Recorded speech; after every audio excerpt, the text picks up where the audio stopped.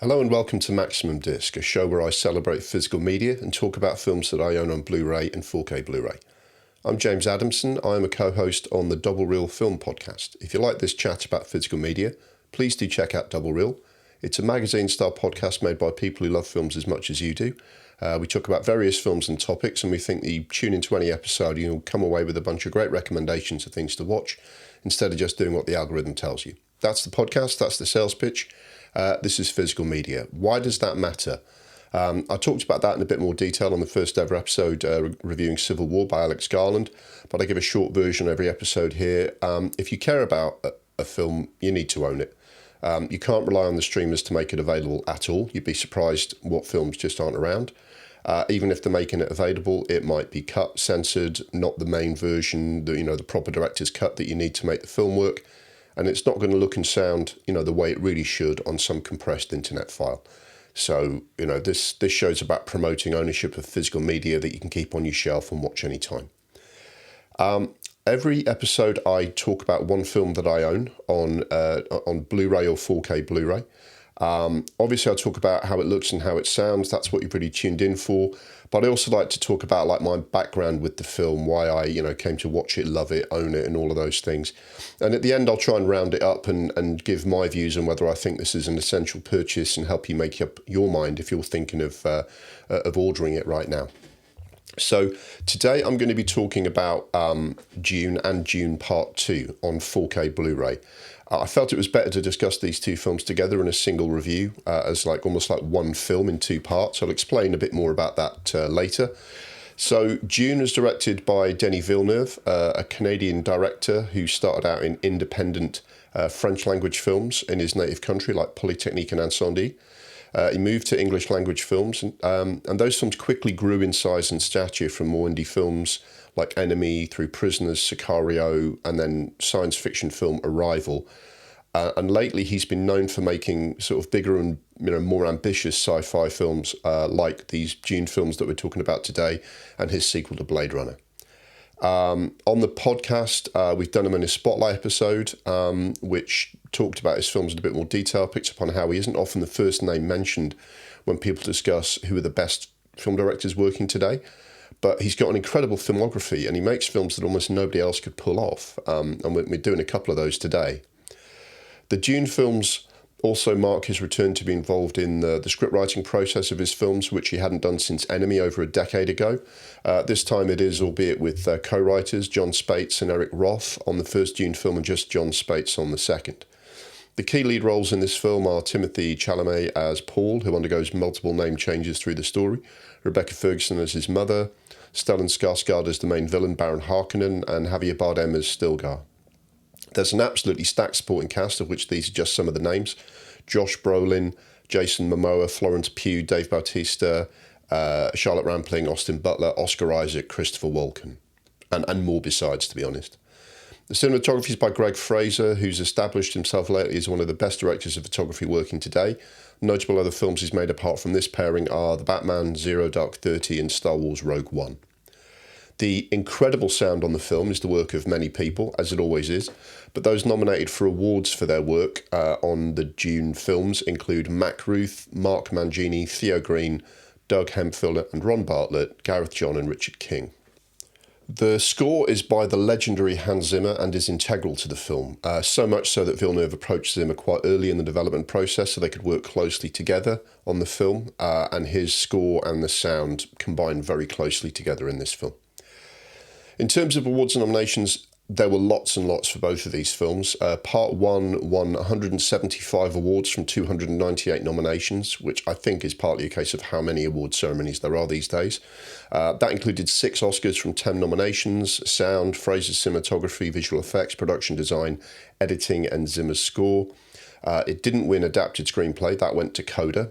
Now, I like Coda, but ask yourself which of those screenplays was the hardest to do. Part 2 won 116 awards from 372 nominations. There's no point in reading them all out. That includes 2 Oscars from 5 nominations, sound and visual effects. There's a general view that, like Lord of the Rings, everyone's waiting for the third film to see if Villeneuve lands the plane on that one, in which case he'll sweep the board. That's not a straightforward job because of the way the story goes in the future, but maybe we'll touch on that a bit later. Quick summary of what the film's about. I mean, you may know this already. Dune is a novel written by Frank Herbert in the 60s. It seems to be very heavily influenced by Lawrence of Arabia, but it's set in the year 10,191 and then onwards. It's sort of set very far in the future, although it's science fiction with touches of fantasy. Some of the things that people have in this film are almost like magical powers rather than, technology and stuff like that. It posits a universe in which planets with kind of dukes or royal families ruling them are ruled over by a single emperor of the galaxy, as it were.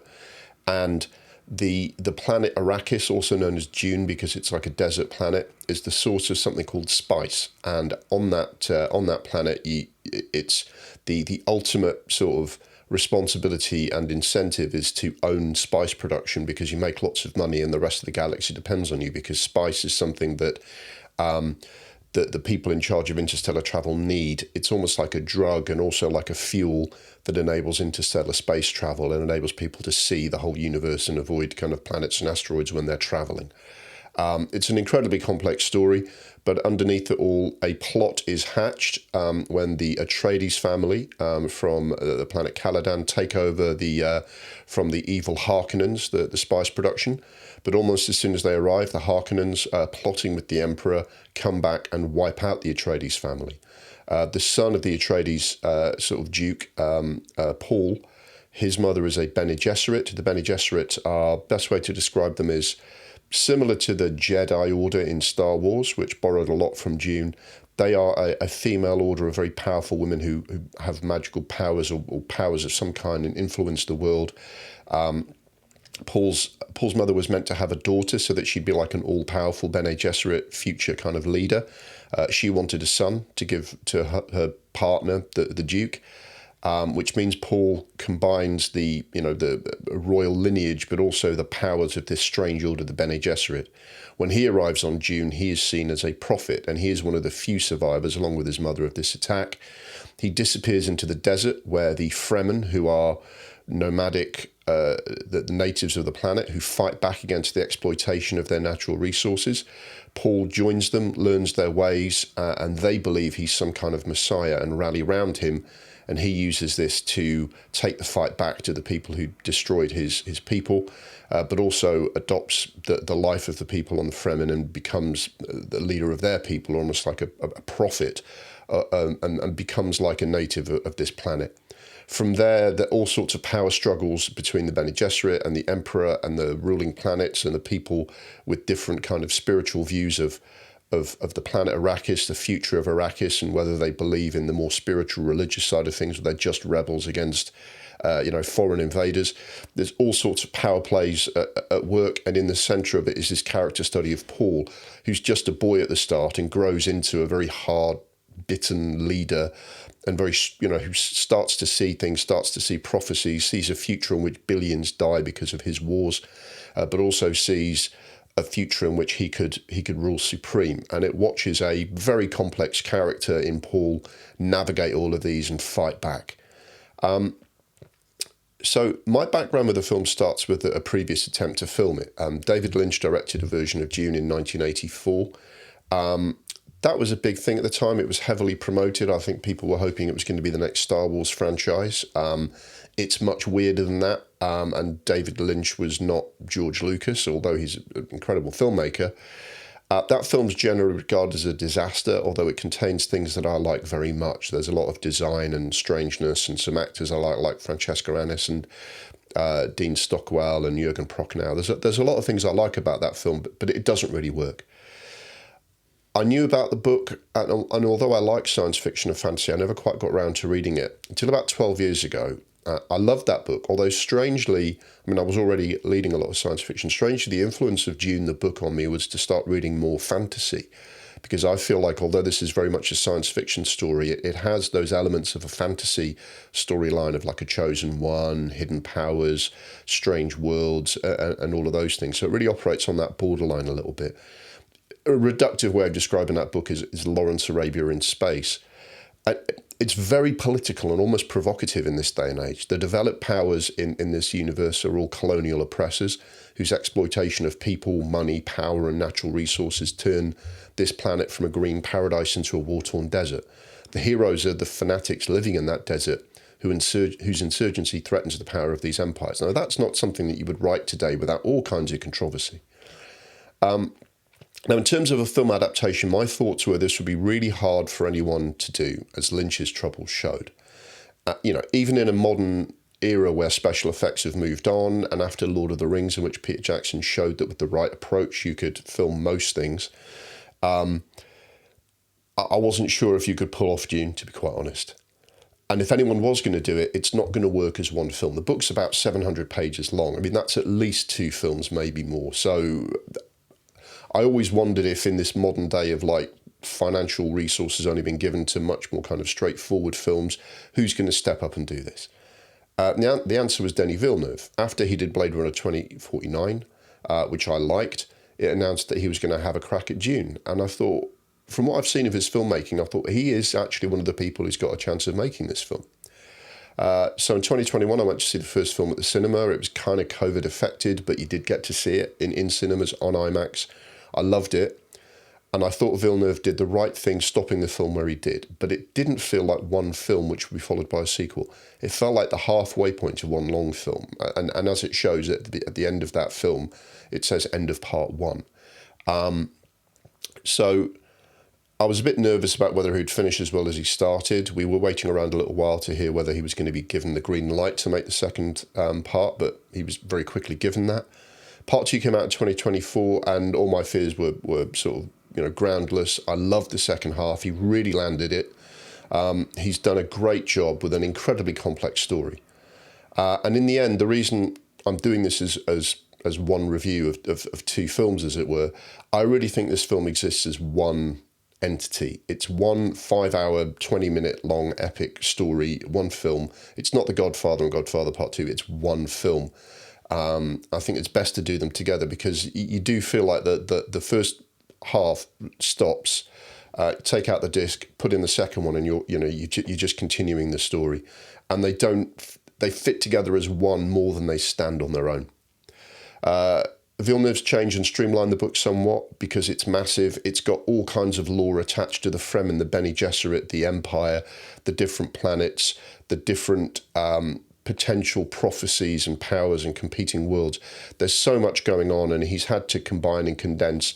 But I think he's delivered the best possible version of this film that you could get. There's more in the book, so read the book. The book's great. So that's why I wanted to own that film. I thought it was incredible, and films like this that are so visually and sonically and narratively impressive, I was always going to own these films on physical media. So now I'm talking about the discs of these 2 parts for this review. Now they're both the standard UK 4K Blu Ray editions of the film. They're not steelbooks or collector's editions. Part 1 is 2 discs, a 4K disc with the film on, and a Blu Ray disc has the film and about an hour of special features. Part 2 is a single 4K disc containing the film in 4K and another hour of special features kind of crammed into the remaining space. Across the 2 discs, the special features are quite generous. There's making ofs about the sound and the various important designs that were required to make the film, like the sandworm and all of these different kind of worlds and environments that Villeneuve had to build. There's digital books of still images from the film, costumes, all that sort of thing. There's a number of different featurettes giving you background on the various characters and groups in the story, like the Fremen and the Bene Gesserit. You may get more than this on special collector's editions of the films, but this was enough for me. As I've said on previous sort of episodes of this show, I don't go heavily into the special features, but this is one where you would want to go into them because it's how did they do that? How did they make Stellan Skarsgård's character look so fat and float around? The designs are pretty striking and impressive. There's the desert world. There's all the different planets that you see. Very, very impressive stuff, I'd say. Now let's talk about the video, the way the film looks. That's kind of the first thing we think about. And this looks brilliant. This gets referred to as reference quality, and I completely agree with that. The original source is really good. You've got incredible sets, spaceships, explosions, incredible scenes at day and at night. You've got the desert and all the different kind of ways in which the desert looks. You've got different colours. Sometimes the sand is like so pale white it looks like it could be on a Caribbean beach. Sometimes it's like this, it looks like red bricks. It's so deep and dark. You've got the various different characters in great resolution, the blue eyes of anyone who's been on the desert and sort of been around the spice for too long.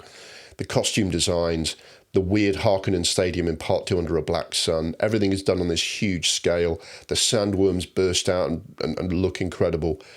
Yeah, wow is the word, yeah? Now, this film is interesting compared to some of the other ones we've done on the show so far. We've probably done more film than digital films, actually, because I've been sort of digging into some of the older films that I own. We did Civil War, which is incredible. It's filmed at incredible resolution. This was shot on digital. It says shot for IMAX or filmed for IMAX rather than in IMAX, which means that they've filmed it in a certain way so that it can be converted to IMAX screenings very easily. There are people who are big purists about that. I'm not, but it was obviously made to be shown on an IMAX screen where possible because of the sheer size of the film. In terms of the resolution, again, this has been discussed a little bit. It was on 4K Ariflex cameras or Alexa cameras for the first one. The second one was like 6.5K for parts of the second. Now, for comparison, if you were to shoot on the kind of 70mm film that Lawrence of Arabia used, or Paul Thomas Anderson's The Master, both of which have been reviewed on this show, the source, film stock is like 18K, give or take, is how it's measured. So some people look at this and go, oh, well, 4K, it's not all that. But Denis Villeneuve and Greg Fraser have done incredible things with this image. It was transferred to 35mm film after filming on those digital cameras and then scanned back to digital to give its unique texture and look. The people who do a film with that kind of detail are going to make sure that appropriate care and attention is given to the 4K disc that's made of this film, and absolutely they do. I think all of this jiggery pokery they've done with the image is likely to be a function of they want all the visual effects to be seamless and easy to do, which is why they've done it more on digital. I think Denis Villeneuve and Christopher Nolan are friends, but Denis Villeneuve is more ready to shoot on digital, whereas Nolan's very much a shoot on celluloid guy. And as well as wanting the visual effects and everything to be, something you can manipulate and work with, and there's so many sort of CGI effects as well as practical effects you've got to make look real. They also wanted it to look organic and like gnarly designs of like the ships and the worlds, that they're not just kind of glossy, drawings. They really feel like strange, tactile, sometimes grungy sort of, world building images. And I think they've done all of that to make it look right. And obviously this disc is all about reproducing that properly, and it looks absolutely incredible. Some people have quibbled about the IMAX sequences because I think what they wanted was at least the IMAX shot sequences to be presented in the IMAX ratio, which is deeper and not just a flat widescreen. Denis Villeneuve's chosen for everything to look basically the same throughout the film. And if you're a bigger IMAX sort of head, that might not be how you wanted the film to be presented. Again, I've looked online. What I do, like you when you're looking for a disc, and like me when I'm preparing a review, I look online and see what people have said, things to look for, details to look for when I'm watching the film, and some people have kicked off about the IMAX. I don't know. In terms of the visuals, the thing to be mindful of a little bit is that Villeneuve does favour a more muted colour palette generally. You look at something like Sicario, also looks incredible, but he's not there to just kind of show off and kind of get his colours out and make it all look sort of super vivid. He's about serving the film. And he doesn't, when he designs a set, it's so it looks like it should based on the story, not, because he likes the look of it. Having said that, it's still incredible. It's just not a feast of brightly coloured madness like something like The Fifth Element. But it is absolutely full of amazing visuals that this disc reproduces brilliantly. The sound is also incredible. It's in Dolby Atmos. There is a 5.1 option if you prefer, or if your system doesn't do that.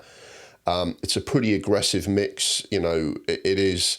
What it really wants to do is when those sandworms start shaking the earth, Villeneuve wants your living room to be shaking in the same way. So there's lots of bass. It's really powerful. At the same time, though, it's all beautifully done. In the middle of that, you've got lovely, clear dialogue. Everything comes through. So you get all the vibrations and power of the sandworms in the desert.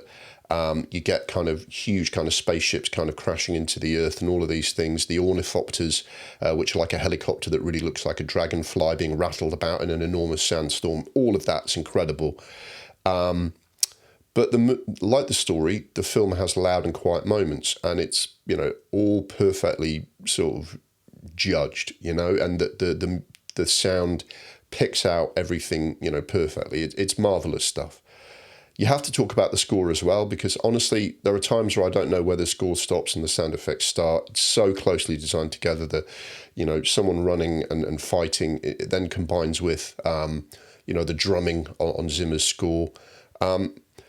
Hans Zimmer's probably done better scores than this since he last won an Oscar for The Lion King. He won an Oscar for the first Dune film, and he had a long gap between those where, my son, who does the podcast with me from time to time, was frequently bemoaning Hans Zimmer not winning an Oscar. Is this his best score? I think Interstellar is his best score, followed maybe by 12 Years a Slave, but this is absolutely incredible, and it's full of extraordinary sounds because he went looking for musical instruments and soundscapes and atmospheres that would reflect the different worlds that he's on, the Harkonnen world, the Atreides original world, and obviously Dune, which has got very sort of Middle Eastern inflections, and he uses those kind of instruments. But then he also introduces space bagpipes, and I don't know how he got away with that, but he's Hans Zimmer and he pulls it off, and it's absolutely incredible. And you just want that score to just, hit you in the face as much as the sandworms blasting out of the sand. That's exactly what you get in the sound of this. It's reference quality times reference quality. It's absolutely amazing. So, overall, I absolutely love this film. The most extraordinary thing that Denis Villeneuve has done, it's not just that he's avoided the pitfalls of the previous failed attempts and brought a beloved book to the screen that satisfies fans and the wider audience.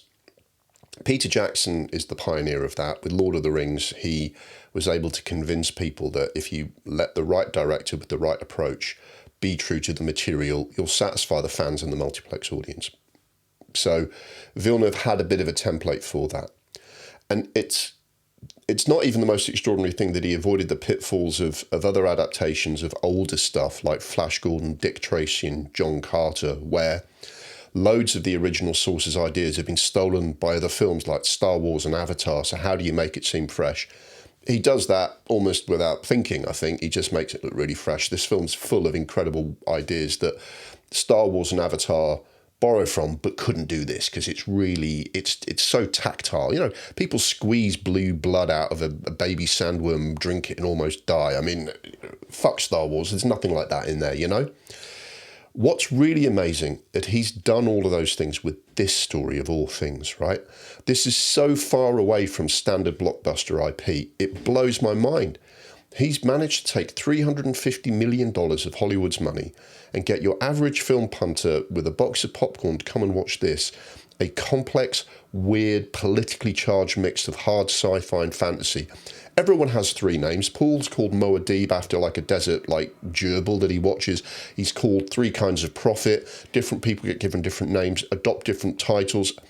There's so much lore from all of these different places, all mixed up. It's strange and weird and uncertain. And I don't know how he's managed to convince people to watch this, because this isn't standard stuff.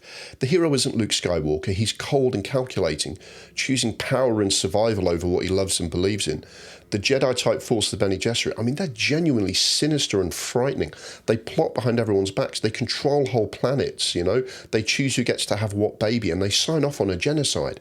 It's incredible this has been done in plain sight of the whole world, saying, yeah, this is going to make $800 million at the box office. And everyone goes, yeah, great, that was Dune. It's like, I don't know how he's managed to pull it off. And now people are clamouring for a third instalment, and the material that he's going to use for that is even weirder than this. I don't know how he's going to do it, but if anyone can, Villeneuve can. So I'm just absolutely stunned by this film, and every time I watch it and get into kind of the depths that it's got, I just fall deeper and deeper into the spell that this film casts. So, is it an essential purchase? Well, for me, yes. I'm a fan of the original novel. I even like the David Lynch film, to be honest. And even purists of like the Dune stories can see that what he's done to change it for the film was the right thing to do. For anyone who likes sci-fi full of ideas and strange worlds, absolutely. Where else are you going to see this? Where else are you going to see this level of resources spent on genuinely, unique and weird and beautiful, but also scary and just compelling worlds? For anyone who wants to show off the home cinema with sensory overload, video and sound, absolutely. I think there are, the one caveat I have is I don't think this story is for everyone. Some people might watch this and go, what? And I honestly don't think it's essential for those people. But if you're prepared to watch a story like this, this is as good as you're going to get. And there are, of course, a small number of hardcore IMAX purists, like I mentioned before, who might hold out for another version that properly shows off their sequences the way they saw them on the big screen. My advice to them would be, guys, you got to watch this in the meantime. How long do you want to wait, So that's Dune and Dune Part 2, the weirdest 5 hours you'll ever see in a Hollywood blockbuster. Great stuff. I hope you've enjoyed it. I hope it makes you buy it if you don't own it already. Once again, if you enjoyed the show, please do check out Double Reel. Ways to find the podcast and our socials will be on the screen in a moment. And I hope to see you next time for more physical media chat right here on Maximum Disc. The Maximum Disc YouTube channel is brought to you by Double Reel, the monthly magazine podcast for the discerning film nerd. If you like our celebration of physical media, please check out the podcast for more chat about the films we love and hate.